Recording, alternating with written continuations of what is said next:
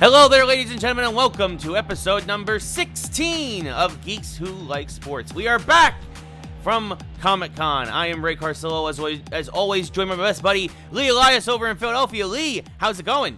Ray, as you said, we are back from Comic-Con, which means you are back from Comic-Con because I have to live Comic-Con vicariously through you, but together we are we, and it is Geeks Who Like Sports episode 16. I don't even know if that rhymed. I'm doing great, Ray. Listen, no special coffee mug today, but I do want people to know at home that since week one, I have put my microphone on top of the Empire Strikes Back original radio drama box that is holding cassettes that I will never use again.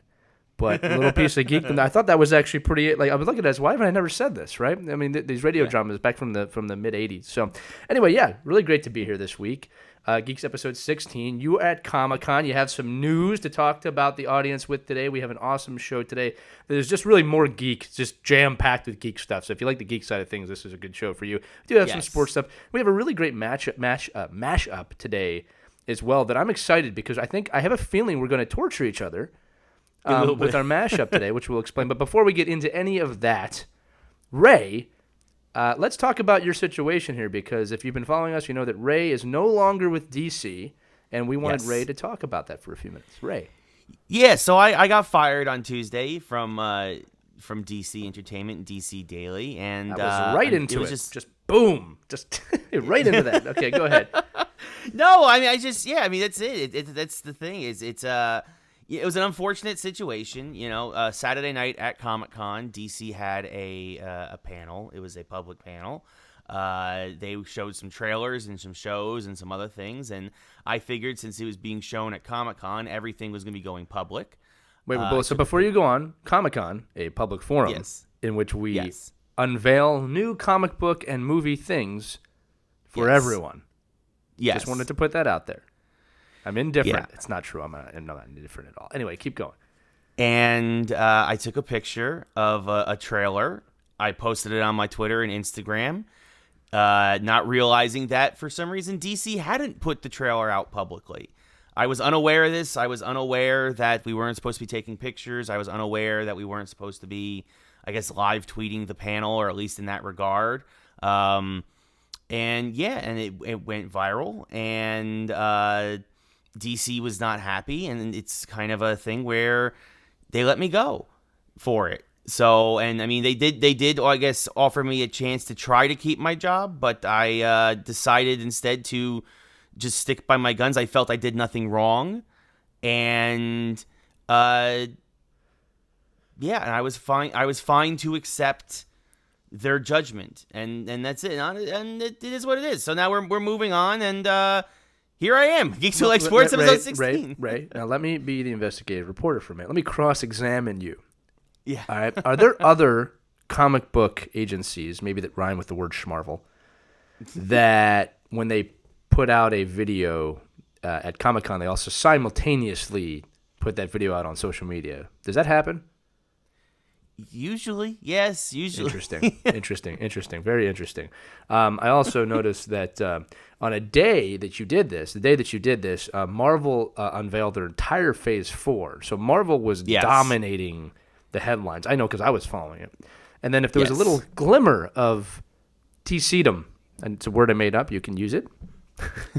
It came from your sharing of that Titans trailer, which I thought was really cool. So in all seriousness, I do want to say this, that it is unfortunate the way this worked out, but I think I'm proud of you. I am proud of you for sticking by your guns. I don't think you did anything wrong. It sounds like from what we've talked about, there was nothing to show you that you were doing anything wrong. There was nothing that said no photography. There was nothing that said don't share not that anything. I seen, not that I was aware of. Saw, it was... Because you would have adhered to that if it had said that.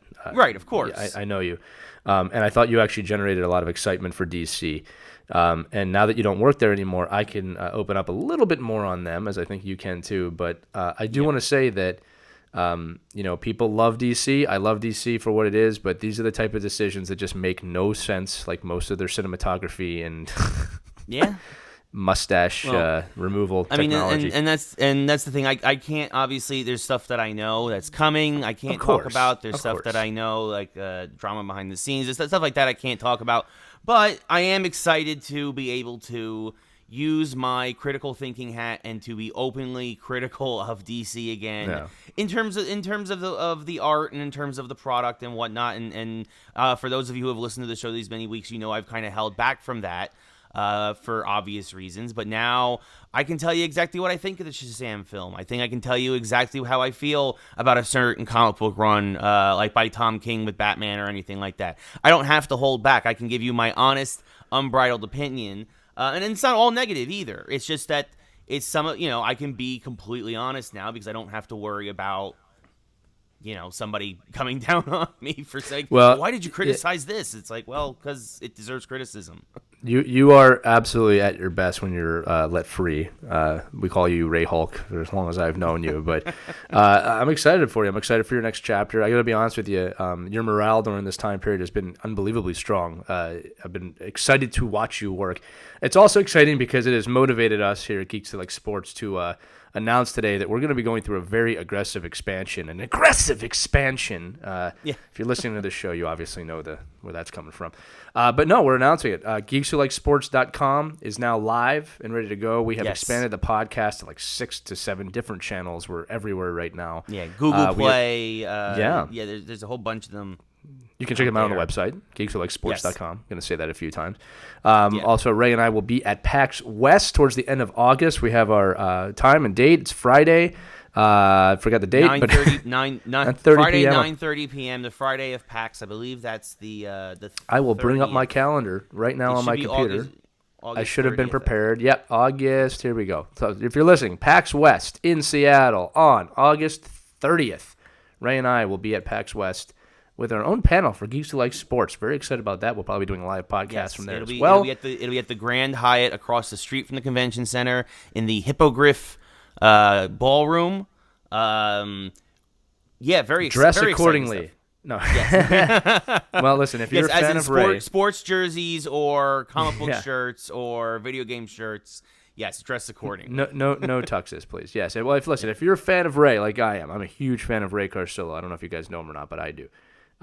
Support him in this venture because we're going to be there. I don't care if this sounds like a shameless plug. We are aggressively expanding, and we're going to have tryouts. But we're not the type that were in that movie. But yeah, you don't want me to bring my pool cue then? You don't want me to bring my pool cue? Ray, I listen. You're free. You can do whatever you want. But let's turn the tide here. I just wanted to make sure we talked about that for a few minutes. But Ray, was got it out of the way. In San Diego last week. I've been waiting all week to talk to you about this. He's forced me to wait till today, Friday, at 10:43 a.m. Eastern, July 26, 2019, to wait for something that happened a week ago. So Ray, I'm gonna just point to you. Comic-Con 2019 in San Diego. Here we go.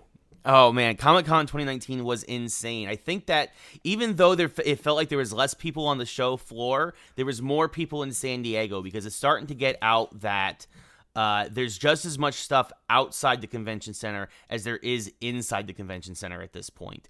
I know from DC, obviously, there was a lot of stuff there. There was Watchmen, Dr. Manhattan looking like phone booths. There's a couple of those scattered about. There's a lot going on at the new Comic-Con Museum in honor of Batman's 80th. But even not in honor of DC, Marvel obviously released all their Phase 4 stuff in terms of their panel on Saturday night in Hall H. Nintendo had their lounge again. It was a 4-hour wait online to play Pokemon Sword and Shield and or Luigi's Mansion 3. Nintendo obviously just killing it right now with the Switch. Capcom was there with the new Monster Hunter expansion. Borderlands 3 set up their own Museum of Mayhem, which was amazing. They had these massive statues. They gave everybody a bandit mask. I let mine in my bedroom. I'll show it later, maybe. But like it just absolutely. Don't ever put that mask on again. That was beyond terrifying. You even get the little head sideways turn going on. Okay, like if you ever show up with that, I might punch you in the face. Anyway, continue. Yes, so they had the Museum of Mayhem. Just a lot of stuff going on in and around the convention center. Picard, obviously they dropped the trailer for that on I think CBS All Access, but they had a museum for that. That had an hour and a half wait. There was a Pennyworth speakeasy from DC. Like it's just a lot of stuff going on all over the place. Sci-Fi channel had a huge presence there, had a huge building. They also had little pedal carts, but it was like trivia, like and you had to answer questions as everybody was pedaling. And then Conan had a huge presence. Conan O'Brien, of course, Team Coco always does a lot from Comic-Con, and lots of radio stations in and around San Diego. Folks from LA went down. K-Rock, of course, had a big presence too. So it was a big party. It was fantastic to be a part of. Obviously loved walking the show floor, some really interesting things. I ended up going across heritage auctions and looking at some old video games that was like, oh, if only I had kept these in the box, they'd be worth so much right now. But, it was really fun. Hasbro was giving out a bunch of stuff. I got some Transformers pins, which was cool. They also had they were showing off 2 great new Transformer figures. One is the Ectotron, which is a Ghostbusters Transformer, and the other is called Unicron, which is their biggest Transformer ever. It's almost 2.5 feet tall, and it actually does transform. It's like a giant satellite, and it transforms into this giant Transformer. It was absolutely unbelievable. But I mean, like, I could go on and on. You are such a nerd, man. Geek. I'm a geek. You're a geek nerd. No, yeah. I just felt like saying nerd. Nerd's more of an insult. Nerd. But yeah, no. So it was really, really good. Everybody who was there had a big presence. Marvel, Star Wars had a huge presence there. They had a whole line of all the different Stormtrooper armors from over the years, including some that look to be from the new movie that's coming out, the Red Sith Lord armor, the Sith Trooper armor, excuse me. And then again, and then DC had stuff. They were showing off Harley Quinn. Actually, almost got trampled when there was the Game of Thrones signing at the DC booth, at the DC Warner Brothers booth, because when they brought out the cast probably for the last time for Game of Thrones, people just stampeded through the booth. So I didn't even know they were there. That's how bad that ending was. Yeah. Well, I didn't even know they were at Comic-Con this year. Jeez. Yeah, they were just doing signings, so there wasn't really anything to announce. But I mean, it was a good show. It was a real good show. I had a good time. San Diego is lovely. I finally found a place in San Diego that I like staying. It's not in Little Italy. I didn't even know San Diego had a Little Italy. It's absolutely beautiful section of town. You did tweet about that as well. I saw that. Well, right. Let me give you my rundown from Comic-Con, what I did that weekend. Okay. I'm not going to do that because it would be super boring to listen to. All right, it would be like a really boring thing compared to that. But let's talk about that. So we'll get into Phase 4 in a minute because everyone's kind of talking about that. We do have some thoughts on that we could probably do a whole other episode on. I do want to talk about some of the things that were not as big. I thought the Witcher trailer was actually really good. Yeah. With Henry Cavill and like it very Game of Thrones vibey too. Even though that story is nothing like Game of Thrones. But that came out. Picard was a really huge trailer reveal. So I'm one of the few Trekker / Star Wars people that love both of them equally.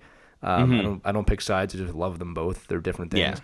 But the Picard trailer clearly lending itself to the next generation in terms of it's a continuation of that storyline, as we call it, the Abrams verse, which does actually exist, but it's kind of like an alternate reality in the world that this takes place. I'll save you guys this, but maybe I won't. There's a lot of prequel stuff to the J.J. Abrams stuff with Picard that happened in the comic books, where Picard actually helps Spock go back in time, which is the first J.J. Abrams Star Trek film.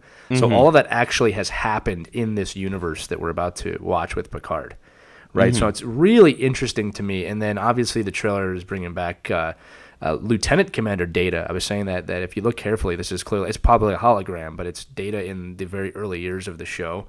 Not to mention, I know Jonathan Frakes is coming back as Riker, and Mariana Sirtis is coming back as the Doctor. I mean, there's just so much. I'm sorry, Counselor Troy, not the Doctor, but I'm sure look, it's going to be a really awesome reunion, and it looks to be well done. The only thing I'm worried about is don't go too dark with it. Like, Star Trek works when it's not dark, and what I mean by that is, when Gene Roddenberry made Star Trek, he made it for like a hopeful future. And that's always the best Star Trek shows. You know what I mean? And it's just been very dark lately. So I'm hoping they kind of have a modern story, but with that kind of glimmer of light for the future, because that's what makes Star Trek so great. But anyway, enough about that. It was just well done. Patrick Stewart's going to kill it because that's what he does. Yeah, I mean, and you said it. There were some other things that happened there. Before we get into Marvel, like, what were some of the other things that maybe people haven't heard about or just didn't talk about enough that you were like, wow, this is amazing? Oh man, I mean that's it's hard to say because there was so much at Comic-Con, and it's easy for stuff to get lost in the cracks. I mean, gosh, I will admit this, like DC's Harley Quinn cartoon looks absolutely phenomenal. Oh, I bet it does. Yeah. They screened the pilot of that, and that looks really, really good. It's very funny, very over the top, violent. You know, they pull no punches with the humor. Like this is an R-rated show, folks. This is gonna be an R-rated cartoon. Starting to figure it out. To figure it out a little bit. Yeah. Yeah. So that was really good. Again, yeah. I mean, a lot of the stuff. There's a lot of what we call activations, and there was just so much that you could do outside the convention center. I mean, it's obviously Comedy Central was there. They had a South Park activation. That's having another new season in September. Awesome. So that's the fact that South Park is still going. I still remember when South Park debuted over 20 years ago. Yeah, me too. Yeah. I mean, I don't remember that. I'm far too young to remember. But no, yeah, Conan was actually really funny. The stuff he did at Comic-Con was really well done. Yeah. It is such a celebration of geekdom. It just shows how this is the golden age of being a fan of geek and nerd stuff, because it's all welcome. Like, there's not even any fighting going on. You know what I mean? Okay, let's just switch gears to Marvel. We have to talk about Marvel for a few minutes. I'm going to read right now all of the announced projects. This is it. I got it on my phone because there's so many of them. There's no way I can memorize them, right? I probably could if I did it enough times. Okay, here we go. May 2020, Black Widow film. Fall 2020, The Falcon and the Winter Soldier on Disney+. The poster for that, for those who haven't seen it, has the Captain America shield. So this is, I think it's been confirmed that Anthony Mackie actually will be in the Captain America armor at some point in the show. So we know what that show is going to be about. November 2020, The Eternals, which will be a really, really big film. It is definitely going to establish some sort of villain, in my opinion. For those of you who aren't familiar with the Eternals, they have been hinted several times in the Marvel Cinematic Universe. We've seen aspects of it with Ego. We've seen, I think Thanos is half Eternal, if I'm not mistaken. Yeah, he has some lineage there. The head of Nowhere is an Eternal, if I'm not mistaken, or Celestial, and then obviously so it's been in the universe, so there'll be some familiarity of it. They're doing more with the cosmic beings, which is a big deal. Yes, it's going to make the MCU even bigger than it already is and more powerful. So that's November 2020. February 2021, Shang-Chi, which will be the first Asian leading character in the MCU. That should be very exciting, and obviously the subtitle is and the Legend of the Ten Rings, which we have seen through Iron Man before. But it hints at the fact that they might actually do the proper Mandarin now, which well, I think they will. Yeah, they said the Mandarin is in the film. So which that's huge. Yeah. So, I mean, he's a classic villain that I think a lot of people... One of the gripes with Iron Man 3, I think a lot of people were very disappointed that Ben Kingsley wasn't the proper Mandarin. And I think a lot of people really wanted that because he was for such a long time the Iron Man villain, and people never really got him. But if you do it this way through a more if you do it through a movie that's more about mysticism and more about like magic and stuff, whereas Iron Man always tried to be as much as possible grounded in science, I think that's kind of like their idea, is that like. And we'll get to Doctor Strange, I'm sure, shortly. But I was going to say, but yeah, no, absolutely. So the Mandarin is going to be in that movie. That's going to be a very interesting release. I have a feeling that's going to be one of the largest films Marvel's made to date. Yeah. Spring 2021, WandaVision, which really no one knows anything about. The poster for this makes it look like it takes place in the 50s, which is what I've heard it's going to take place. But who knows, right? So WandaVision coming to Disney+.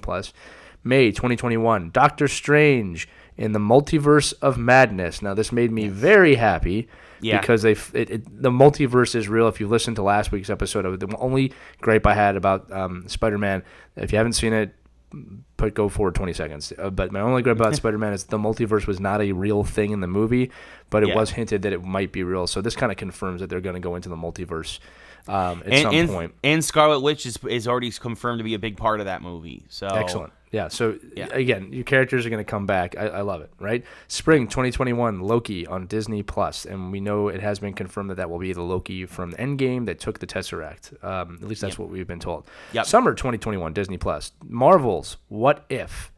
For those of you who don't know what that is, you're going to love it. It is going to be phenomenal. We are going to get into that with our mashup today, so I'm not going to talk about it too much right now. Fall 2021, Hawkeye, Disney Plus. That should be fun. Yeah, it looks like it's based off some of the Matt Fraction run, because they also said Kate Bishop, who's kind of like the young female Hawkeye, will be part of it. So that should be. She very was in the trailer. She was, or a silhouette of her was in the trailer, I should say. And this is where it gets a little weird. November 2021, Thor: Love and Thunder. Well, they will debut the first female Thor, which is going to be very, very interesting. Jane Foster, gonna be confirmed. Has been confirmed. This takes place before Guardians of the Galaxy 3. Yes. Whatever that means. Again, we can discuss that sometime in mid-2021, right?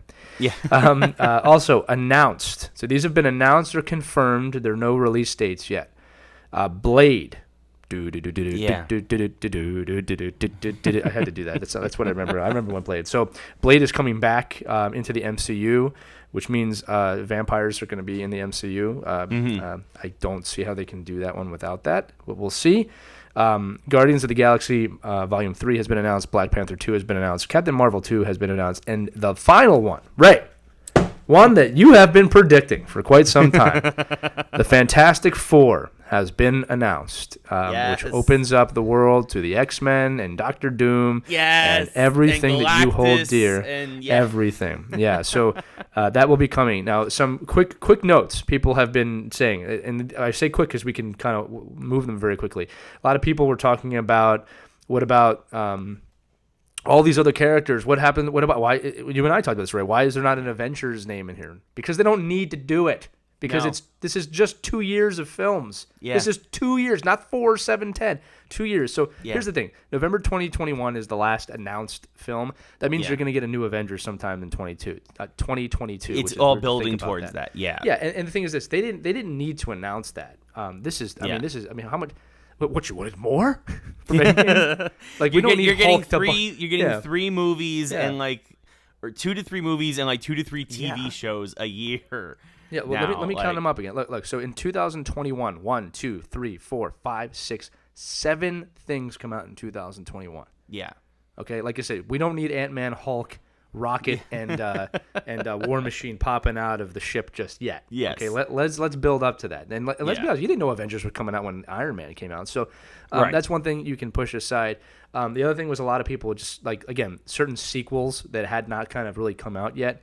They don't need to do that. Remember, these characters are going to come into these storylines. And again, it's only 2 years. It's only 2 years. It's only 2 years of content. Yeah. Yeah. Keeping in mind that Endgame just ended. And Spider-Man's out. I trust Marvel 100%. I trust them on all of these. And I'm excited. I'm really excited for Blade, because that was a bit of a surprise. But I think Kevin Feige went on record and being like, "Yeah, we didn't have plans for that originally." But Mahershala Ali, who's going to play Blade, approached us. And when Mahershala Ali says, I want to be Blade in the Marvel Universe, you kind of just make it happen. Yeah. He also has Wesley Snipes' blessing to do it. Yeah. I don't know why people get mad about that. I don't really need to see Wesley Snipes right now. No, I mean it's been 20 years. Yeah. I mean he gets it. I'm sure they'll do something nice where maybe he's like a vampire or something. Maybe he'll make a cameo or something like. Maybe he'll be Whistler. I don't know. But here's the thing. This is the thing about Blade. A lot of people don't realize this. Blade is the reason you have an MCU. Without Blade, none of this is happening. So a lot of people don't realize this, but it wasn't Marvel Studios at the time when Blade came out. It was Marvel Films. It was. Right, and they didn't even make that much money on that. What happened was it just showed that a rated R comic book film could work. And that film led the way to X-Men, Spider-Man, and the kind of the Fox movies. And then obviously and Marvel Studios was built with Iron Man. But none of these would have happened without the original Blade films. Yeah. So it's nice to see them return to that. People are freaking out, oh God, there's gonna be vampires. Are you kidding me? We're in space, we're doing, what? I never get arguments like that. It's like in Game of Thrones, where do they find those big chains? Who gives a shit? It's a fantasy show. What are you kidding me right now with that stuff? Oh, there gonna be vampires. Yeah, you know why there's gonna be vampires in the MCU? Because there's vampires in the MCU, people. Yeah. Okay, they've always been there. They just haven't been in the movies yet. It's stuff like that. There's been vampires for a very long time in Marvel Comics. But Dracula is like a main. Vampires aren't real, Ray. Vampires aren't real. Lee, Lady, this might be a shock, but neither are superheroes. You are a superhero to me, Ray. Oh, well, thank you. Okay, superheroes with powers, right? Like, I can't fly. I can eat the most I can do is dreams. I can eat like a plate of ravioli in like 30 seconds. Like, that's my superpower. I can't do that, Ray. Vampires aren't real, Ray. Now, Thanos is completely believable. Okay? I believe that Tony Stark could figure out time travel in 20 minutes. Yeah. But vampires, you've gone too far. Okay, the point is this. Let them do it. They're going to do it the right way. I'm sure that the vampire world will be an underworld in this. Get that reference? All right, but like, just what are you doing? There's going to be vampires? Yes, we're going to have vampires. And you know why? Yes. You want to know why? Listen, you want to hear something funny? We're due for that in 2022. Okay? Yeah. If this is a little theory. I always found this really funny. The vampire culture genre reinvents itself every 12 years. Right? Yeah.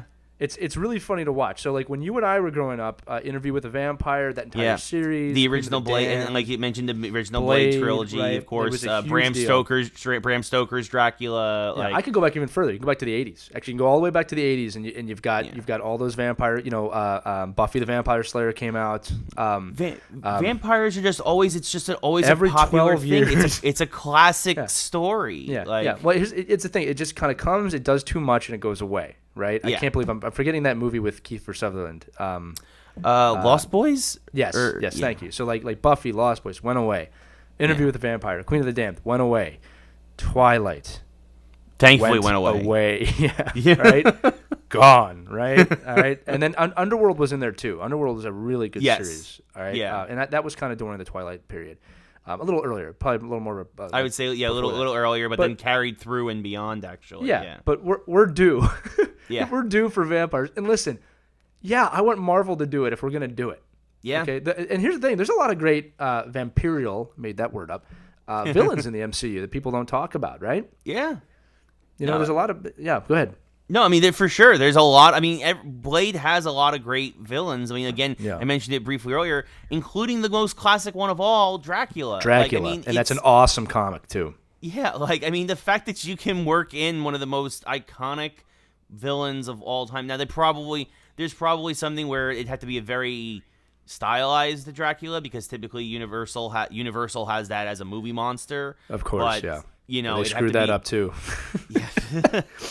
It'd have to be a very certain kind of Dracula if they wanted to do that as the main villain. But Blade has a very rich history of a lot of vampires that he has to fight, and I think that because this will be reestablishing him, you're going to get a bit of an origin story. So he probably won't be going after the head bad guy immediately. So I think calm yourselves. This is going to be real good, I think. Deal with it. The Daywalker has returned. Yes. Or is returning, and it's going to be great. That is the Marvel lineup. Very excited. And just want to briefly mention, too, James Gunn, and we knew this was happening, but he confirmed it now. The reason why Guardians 3 is not sooner, not only is it better to fit into this new timeline they've created, but he also said, look, I have a commitment now to do the Suicide Squad for DC, then I will go back and do Guardians, because we all know the debacle and the drama that happened around that.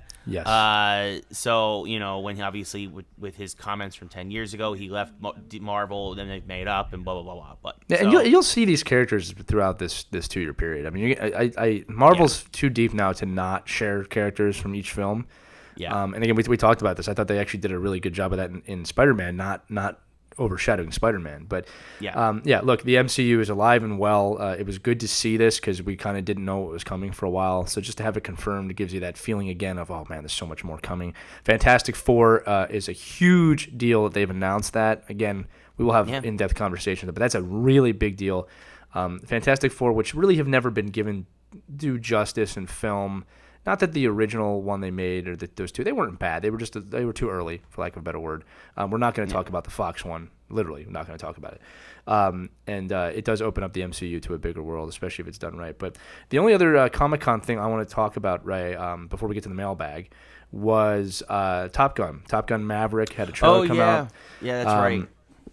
Yeah, no, I was a big Top Gun fan growing up, so I was actually really excited to see this. Looks insanely fun. Trailer really harped back to the past and then the present. Tom Cruise looks great. I mean, like I said, I don't have much to say on it, although that it looks fun. Don't get too lost in the. Again, when we talk about with vampires, the realism of it. It's Top Gun. It's going to be fun. The camera angles in the trailer looked unbelievable. I was told that actually is Tom Cruise in the jet flying. Yes, that's not CGI. Like most of that's real footage, Mm-hmm. which harks back to the original Top Gun, which was all real footage. Like Bruckheimer really broke down some filming boundaries with that film to get realistic jets in that, and they've done it again. I love the idea of the beginning. It opens up with him as like, you've never been promoted. You're trying to, despite your hardest efforts, you're not dead, and you're still Captain Pete Mitchell. And it just looks like fun. I want to go to the movie and leave with a smile after that. Yeah, no, for sure. It looks great. It looks, like you said, a lot of fun. I mean, he's basically, the idea is that Goose's son has grown up and he kind of becomes a mentor to him, and so you kind of have that throwback to the original and all that other stuff. I wanted to check real quick. It's been changed now, but originally when the Wikipedia for the movie came out, somebody put, and I want to mention this because it's funny. It's like it's basically. Tom Cruise's Maverick character has been struggling for the past 34 years to finally land his Tomcat on the aircraft carrier in the video game for the NES that was based off the original. He's running low on fuel, Ray. Yes, exactly. Left, up, down, left. I think I successfully landed that plane once. I did too. I did it one time. Yeah, and I did not appreciate it at the time because I was young, and now I look back on that and I'm like, wow, I landed.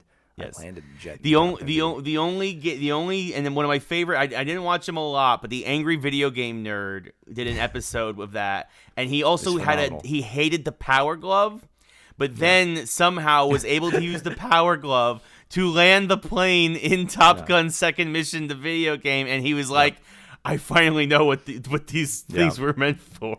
So, real quick, if you don't watch the Angry Video Game Nerd, used to be the Angry Nintendo Nerd, but he changed it to Angry Video Game Nerd. I've been watching him for years. He's from New Jersey, actually.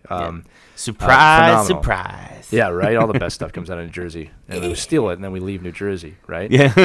I stole the best thing from New Jersey, which is my wife, and then you left. So there's not much for me there. Anyway, check him out too if you have an Angry Video Game Nerd. He's fun to watch. Especially the early stuff was really good. YouTube channel.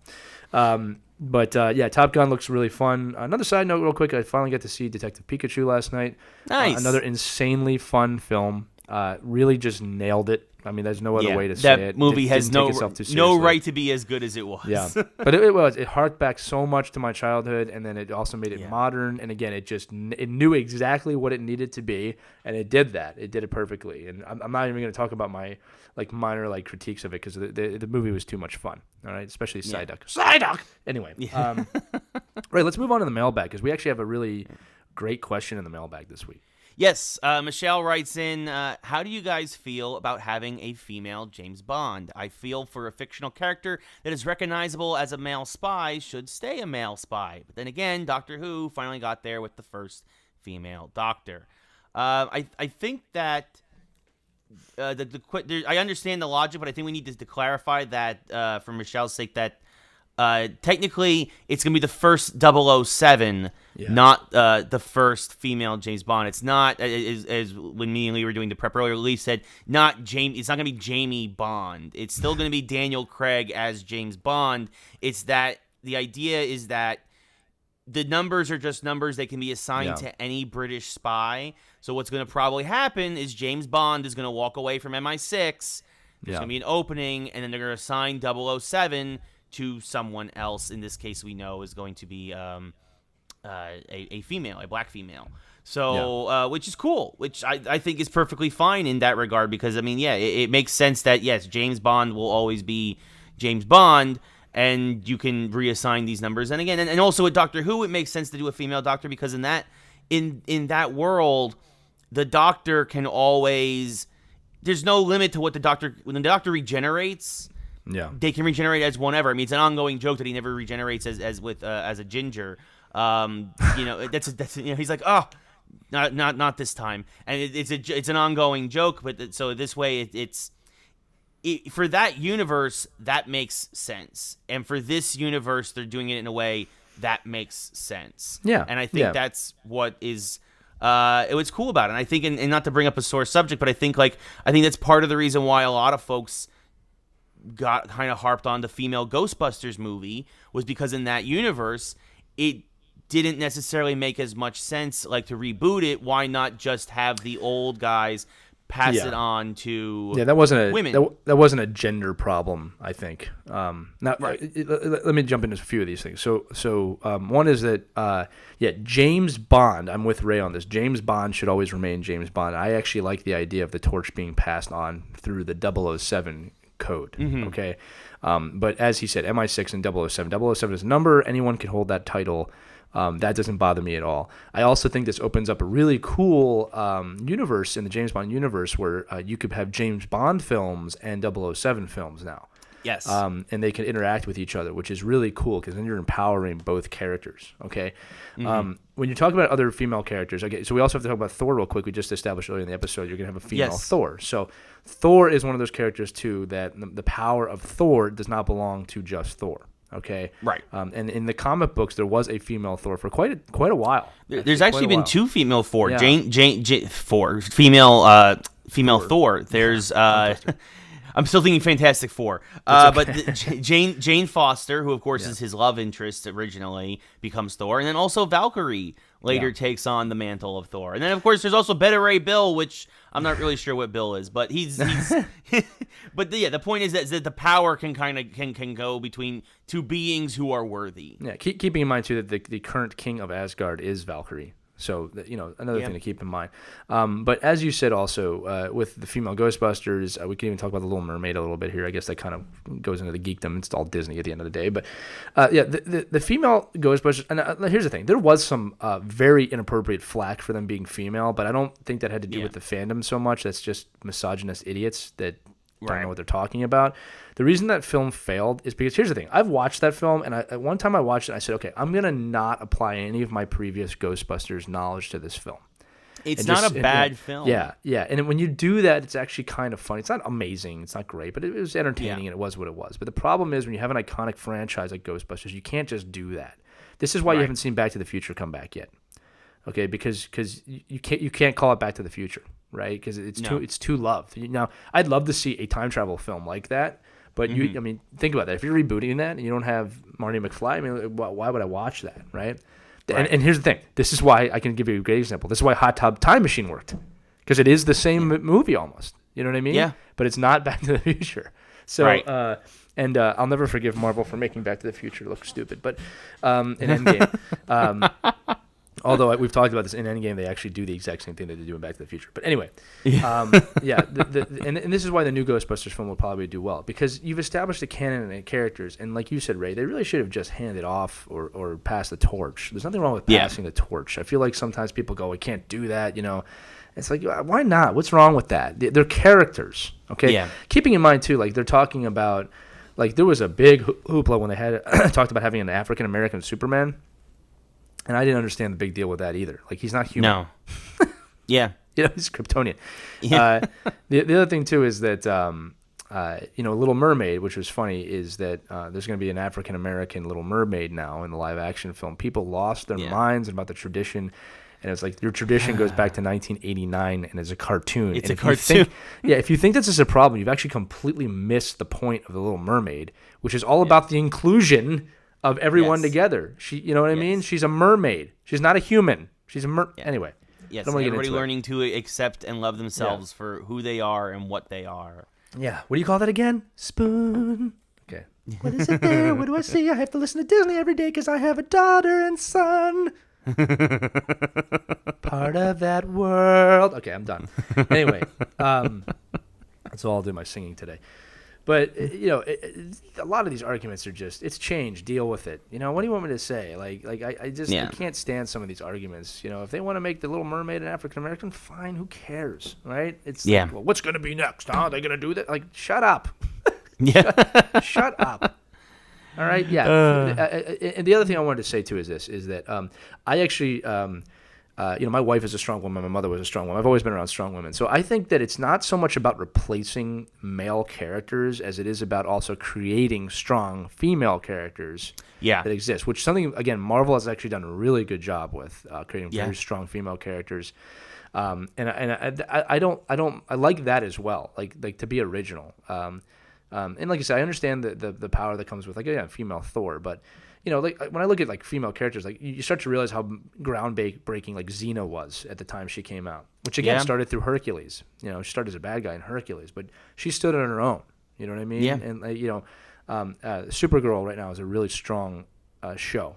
Yeah. You know what I mean? And like we got Batwoman coming out later this year. Exactly. Create strong female characters that can stand on. It's not always about replacing. Although as we said, 007. Thor, you can work those into the story. Passing the torch, making it work within the canon, I think is perfectly fine. And that's the thing. I think, and if anything, I'm actually excited for female Thor because I think a lot of people have noted this, is that Natalie Portman didn't have a lot of agency, a lot of really an ability to show off her amazing acting ability in those first two movies. And now with her as the lead, as Jane Foster as Thor, I think that we could actually get something really special out of the Marvel Universe with this. So here's the thing. Some really great point. Quick notes on Natalie Portman. So a few things people don't realize about Natalie Portman. She's a Harvard grad. She has an Oscar. Yeah. All right. She's Padme Amidala. So she's not. She's been in this universe a lot longer than anybody in Marvel has, technically. Okay. And she was the only redeeming quality of those prequels, to be honest with you. Or my brother always says, and I love this quote. He goes, "Oh, the prequels are great as long as no one's talking." I love it. And it's so true, right? Because the battle scenes in that are not bad at all. Yes. But Natalie Portman kind of estranged herself from Thor because her role was just not strong enough, and I think she was kind of vocal about that. Like I'm becoming a ditz in this, and that's not what I am. Yeah. And it looks like they were able to mend that relationship a little bit when she appeared in Endgame, even though that was used footage from Thor 2. Right. But obviously they had to speak with her to do that, and now that they're offering to, so she's an incredibly strong woman to begin with. I think it's a perfect casting. I shouldn't say casting. It makes a lot of sense, is all I'm trying to say. Yes.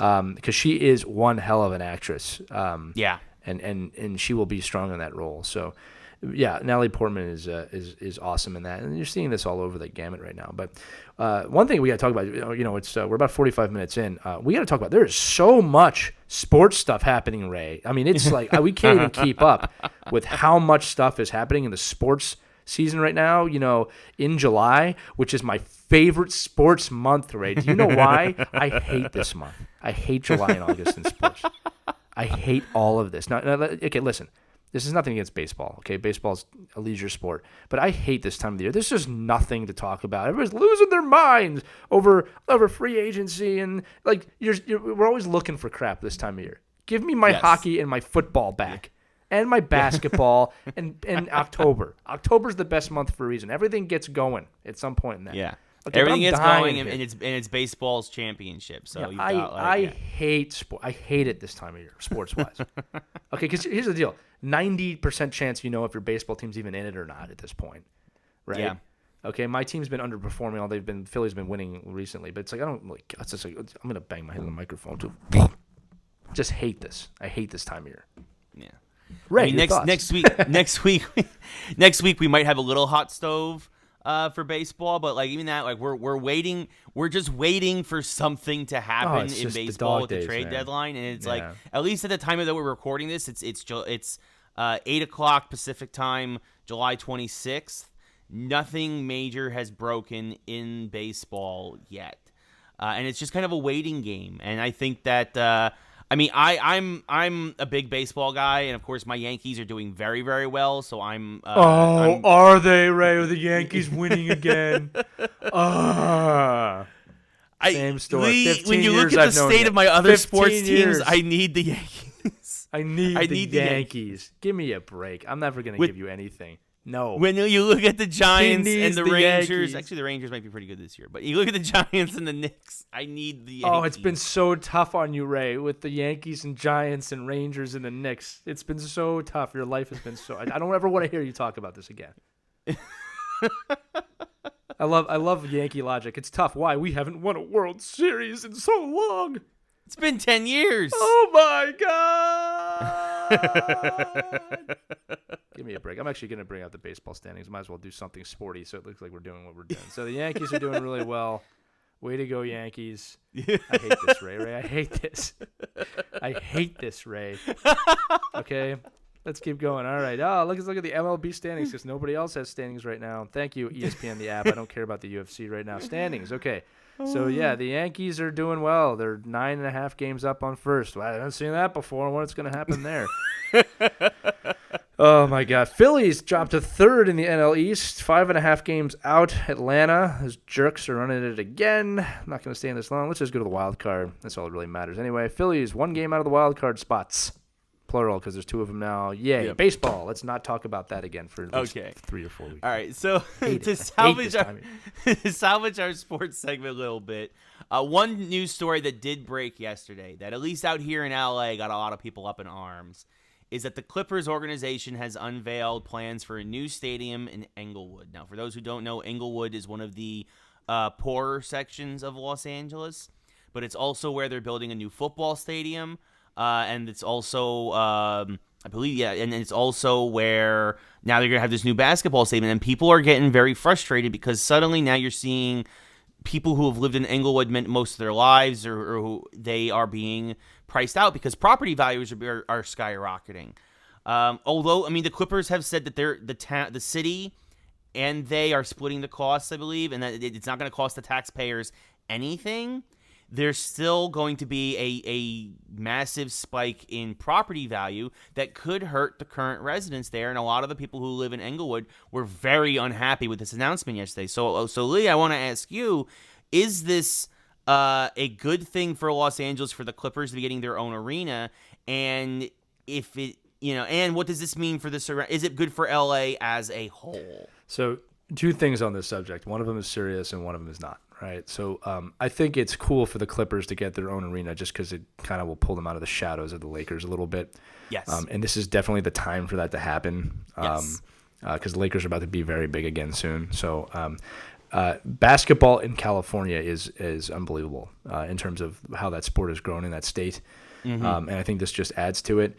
The not so serious thing I'm going to say is this, and I do want to preface this. Everything you said is very valid. I'm not making fun of you here, but this is a show, and we're talking about property value in Englewood, not sports. I mean, we're but it's a fair point. This is what I hate this time of year, right? Okay. All right, we're grasping at straws, buddy. Yeah, everything you said is right. It's just I don't care, right? Like I don't care. Property values at Englewood, hey, you're getting a basketball stadium. Enjoy it. No one's gonna talk about this in 15 years. You know what I mean? I mean, look, not trying to be seriously. If that's affecting you, I'm sorry, but I just come on. No, but it'll be good for the Clippers to get their own stadium. And look, there's stadiums up on the. I mean, Seattle's got a stadium coming for hockey, yep. But look, you might have a basketball team there one day. You never know the way that sports city works. I mean, they've had one before, obviously. There was another stadium going up somewhere too that I can't remember. So, yeah, it's that time of the year, stadium building, property values, and. Yeah, was there anything else? Something else happened? You know what else is happening in sports? We should talk about is professional wrestling real quick. Yeah.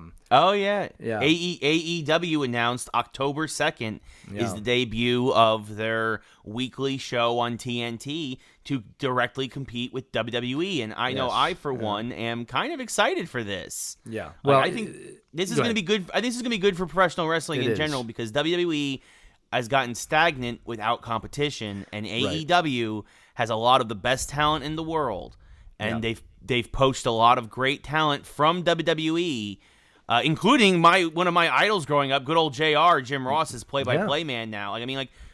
The fact that Jim Ross left WWE after working for them for almost 30 years, 25 years, I think. It's that just kind of shows that this brand has some serious momentum, and WWE should be concerned. Well, here's the deal. The WWE has always been best when it has a competitor. All right. Yeah. The greatest years by far were the Monday Night Wars, by far. Yeah. Right. And then obviously honestly, when they merged, it just went downhill after that. I mean, it just wasn't the same after that. Yeah. I also been my limited wrestling experience now. I used to watch a lot more when I was younger, but I did notice some twinges of the Attitude Era starting to come back a little bit. So the other thing is like the game within the game here. What I find fascinating about this move is actually that Vince McMahon's attention is diverted right now with the XFL. Not to say that Shane and Triple H and everybody don't have a massive stake in running that company. I actually don't know how much Vince McMahon's super involved. I don't think he would have done this if he was like the head man. But it's an interesting time to have a competitor in professional wrestling. Yeah. And it's a good time to do it because, again, it needs to happen. So you're going to see wrestling worlds combine. You're going to see the football worlds combine. Yeah. Well, I think XFL I'm looking forward to. Yeah, I think that part of it is that Stephanie and Triple H do a lot of the day-to-day now, and you're right, the dad is distracted in Vince, but I think that also it says a lot that Vince has now put Paul Heyman and Eric Bischoff, his two biggest competitors from the 90s, from WCW and ECW, are now in charge of Monday Night Raw and SmackDown. And I think that says a lot because I think that those are the guys who knew. I think Vince sees AEW as a credible threat and is like, I need to bring in the guys who were the most credible threat to me. Brilliant, to counteract this. Yeah. So or build on it, like because they know it's a good thing too. I mean, like they've been through this before, and like I wouldn't be surprised one day if it comes out that everybody's actually in this together. Yeah. but because hey, listen, like they it's need all something. one major work. Yeah, they needed something. It's a little bit of a conspiracy theory, but they need something. Okay, so in the sports world, I guys talking about professional wrestling, property values, and baseball. I hate this time of year. Anyway, let's move on to our mashup. I'm really excited about our mashup today. Okay, so we hinted at this earlier. Today's mashup is all about what ifs. Okay, so Marvel announced I believe was it a Disney Plus film or is it actually a film? Animated series. Yes. So what if is, for those of you who are not aware, is they pretty much go through scenarios in the Marvel universe. They've done this before in Marvel, and they just change something. So something would be like, what if Tony Stark was never captured in the desert, right? Right. Or what if something else didn't? What if Thor what if never Captain went, America was never unfrozen? Yeah. Or they'll do something like, what if Peggy Carter became Captain America? Right. So it's just this really great story, and from what I've been told about the film, I'm sorry, the show, is that there'll be several episodes, and they're actually bringing back all the actors to voice their characters. So yes, and I think Anthony Mackie actually confirmed that he's in it, and like it's gonna be a really cool thing. And like Star Wars has done this before. Like a lot of groups have done the Star Wars what ifs were really good. Yeah, really really good. Again, we'll get into those in another episode. So what we're gonna do today is the mashup. Is Ray and I are gonna torture each other. we instead of us like saying what would be a great what if, we have both created a what if scenario for each other. It is no doubtedly going to be painful to think about, right? And we'll probably end up bickering, and it'll be hilarious.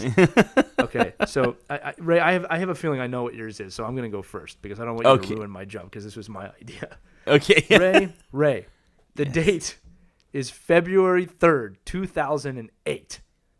Yeah. Okay. The catch. Eli Manning and the Giants are trailing the New England Patriots. Ray, David Tyree gets a pass. He catches it with his hand on his helmet, Ray, and then it drops. And they don't make the catch, and they lose the Super Bowl, Ray. What if that happened? What would have happened? Oh, what would have happened? Tom Coughlin would have been fired a lot sooner than he was. Gone. Eli would not have. Eli probably would have been let go a long time ago. We would have. What's interesting is we might have gotten one of these current franchise quarterbacks. We might have gotten them earlier because the Giants franchise, I think, after that would have absolutely spiraled downward. No second Super Bowl, Ray. Yeah, if that catch, I think, yes, helped Spurs the second Super Bowl 4 more years later. Yes. And really against the Patriots, and that thing that you and I can both agree is a good thing. Yes, and I mean that really is what made Eli's career. I think in what is because like without those Super Bowl rings, Eli is probably considered a middle of the road quarterback, and he kind of he probably peters out, and there's none of this controversy like who's the heir apparent to Eli Manning, and it's like. But he just would have been the Manning that didn't win the Super Bowl if that happened. Yeah. Also, no one. He would have been compared more to his dad than to his brother. And no one would know the name David Tyree. No. I think Steve Sable labeled it at the time, because I have a feeling I know where that's going. At the time, the greatest football play that ever happened. I think he said that at the time. Mm-hmm. Tyree drops the ball in heartbreaking fashion, so close, or maybe the ref calls pass interference and it's still a catch, son of a bitch. Anyway, I mean, or the biggest thing about that play is I think it's Mike Carey, who was the referee. He was like, I was a split second away from blowing the whistle and saying Eli was sacked because he was in the grass. Yeah, he never even gets the pass off, and then that's what happens, right? So, fun fact. David Tyree prior to this, really not the four catches. I think four catches or something like that.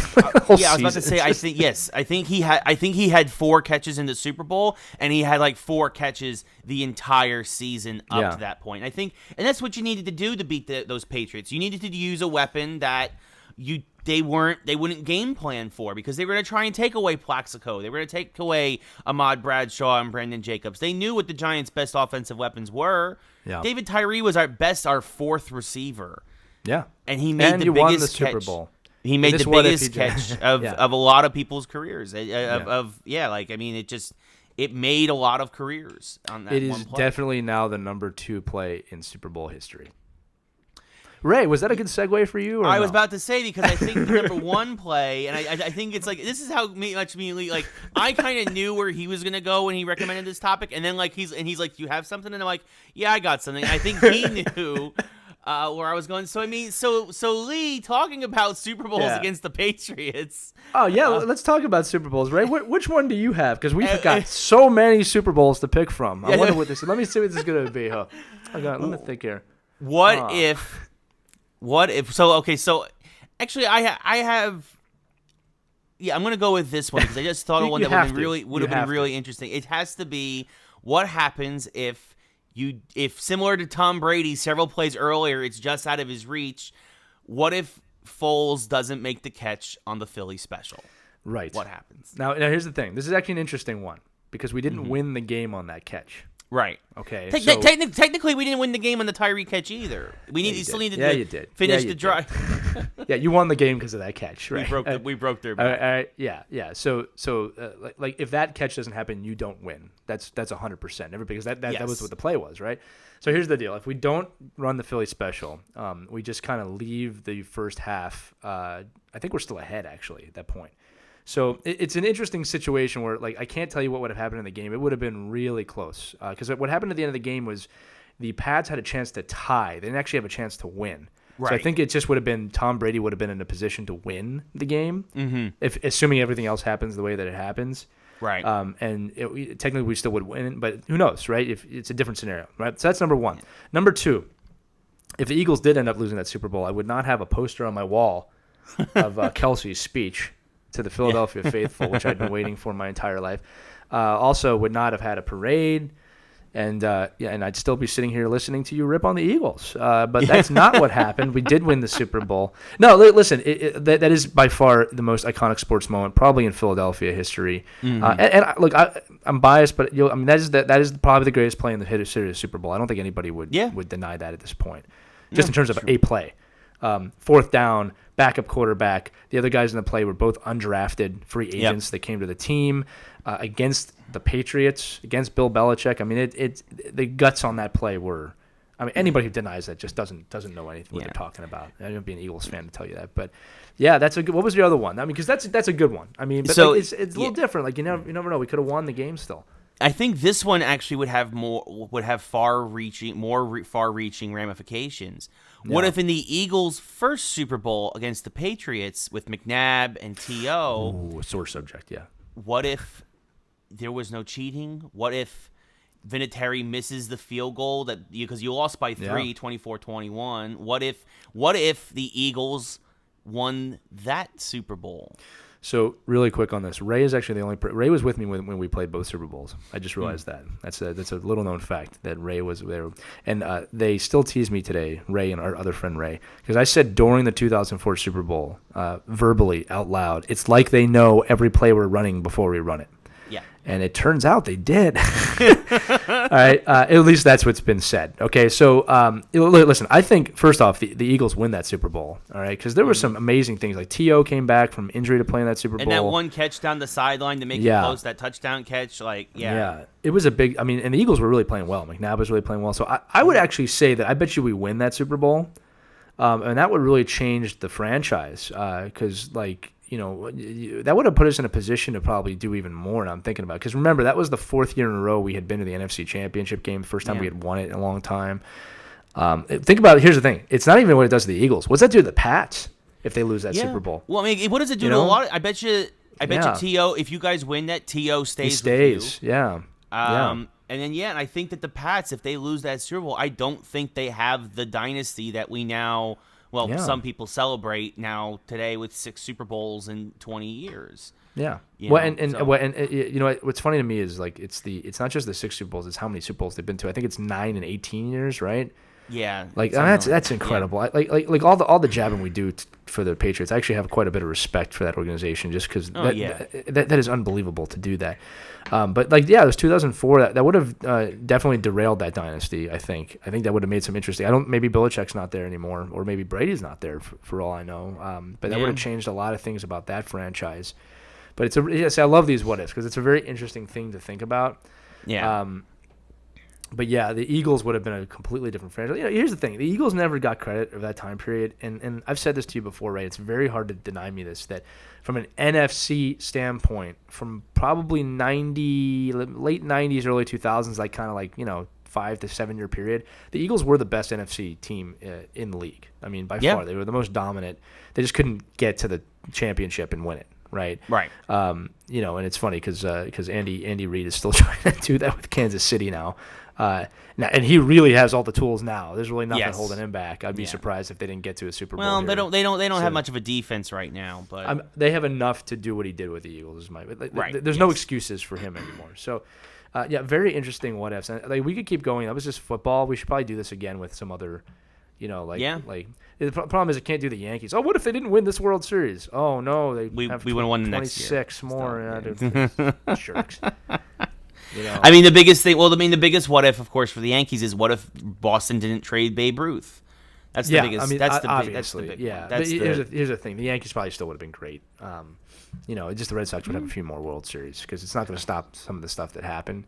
Right. Some of the DiMaggios and whatnot. The Yankees are tough. It's the hockey ones, like what happens if Eric Lindros was never traded to the Flyers and he stayed with the Nordiques, and the Nordiques became Stanley Cup champions, the Colorado Avalanche. you could go on and on and on.